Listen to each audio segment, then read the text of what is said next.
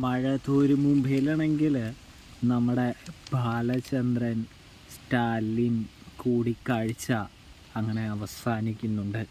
ബാലചന്ദ്രനാണെങ്കിൽ എല്ലാ കാര്യവും ഉടനെ തന്നെ സ്റ്റാലിനോട് പറയാമെന്നാണ് വിചാരിക്കുന്നത്. പക്ഷേ അതിന് കഴിയുന്നില്ല. കാരണം സത്യം പറഞ്ഞാൽ സ്റ്റാലിന് മനസ്സിൽ അറിയില്ല. സ്റ്റാലിന് അറിയാമെന്നാണ് വിചാരിച്ചത് അദ്ദേഹത്തിനൊരു മകളുണ്ടെന്ന്. പക്ഷെ സത്യം പറഞ്ഞാൽ സ്റ്റാലിൻ അറിയില്ല അങ്ങനൊരു മകൾ സ്റ്റാലിനുണ്ട് എന്ന്.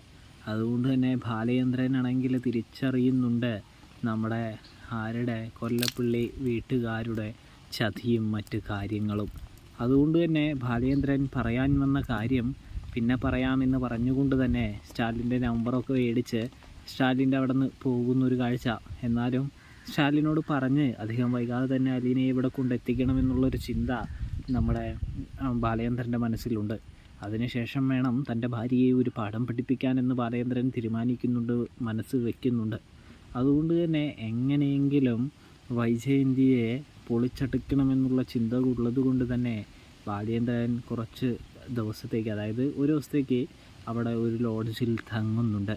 അതിനുശേഷം പിറ്റേ ദിവസം വീണ്ടും നമ്മുടെ സ്റ്റാലിനെ കാണാനായിട്ട് വരികയും സ്റ്റാലിൻ്റെ അടുത്ത് അലീനയുടെ കാര്യം അവതരിപ്പിക്കാനായിട്ട് ശ്രമിക്കുകയും ചെയ്യുന്നൊരു കാഴ്ച കാണാനായിട്ട് സാധിക്കും.